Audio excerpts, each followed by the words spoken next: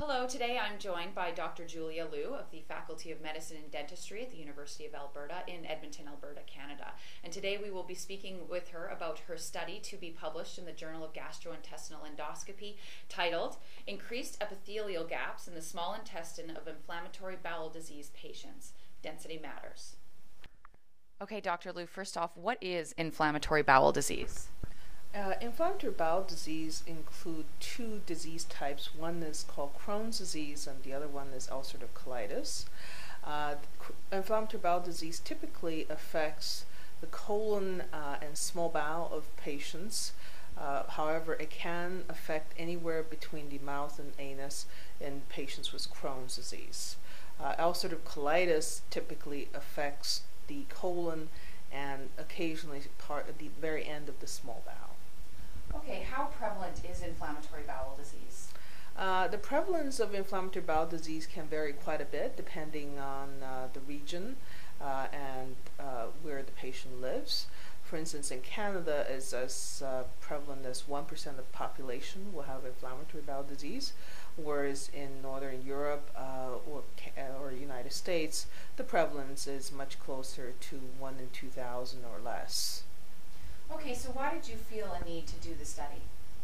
Well, because inflammatory bowel disease is so common in Canada, and we see so many patients here with inflammatory bowel disease, and confocal laser endomicroscopy is a new technology that we can study the intestine and how the intestine of the patients can interact with the bacteria and all the luminal contents real time. That's why we wanted to do the study, and we had a theory that perhaps the abnormal cell turnover in patients with inflammatory bowel disease can contribute to their disease. Okay, so what does your study add to existing knowledge?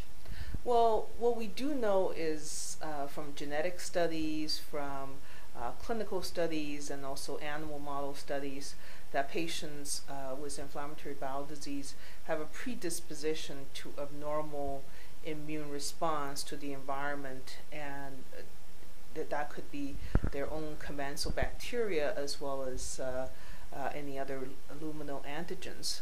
So what we have found is that in these patients, they actually have a lot more gaps, what we call epithelial gaps. So these are spaces left by by cells that have been shedded during the normal turnover process.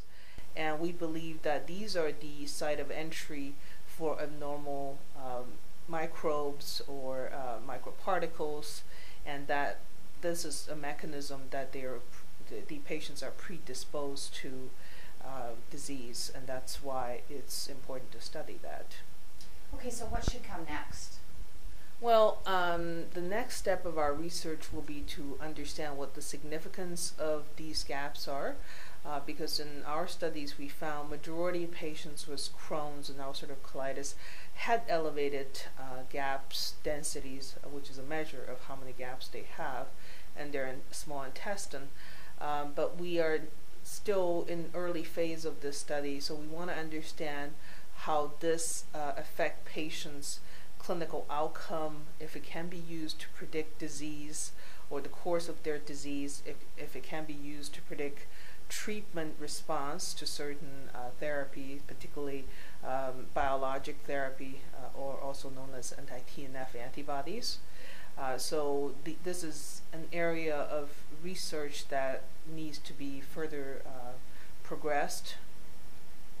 Okay. And what is the future role of this technology for patients with inflammatory bowel disease? Well, confocal laser endomicroscopy is an exciting introduction of endoscopic technologies in the past decade.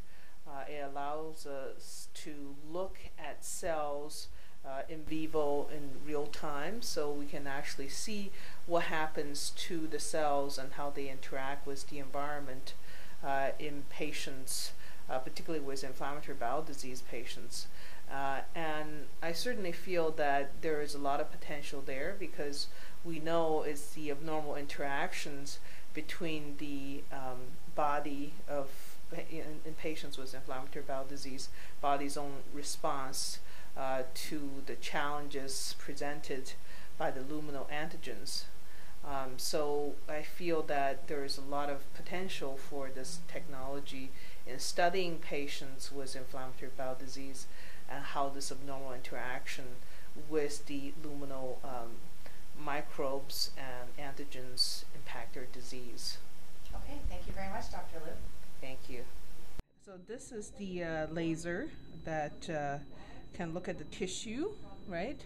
And then it's connected to this unit over here, and through that it goes up to here where you can see the image acquisition. And of course now it's just being set up. This is just a setup.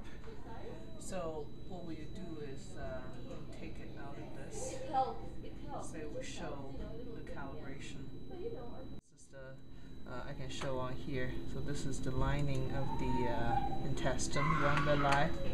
Here's another villi, and you can see the blood vessels. Yeah, and hold on. So let's find another view here.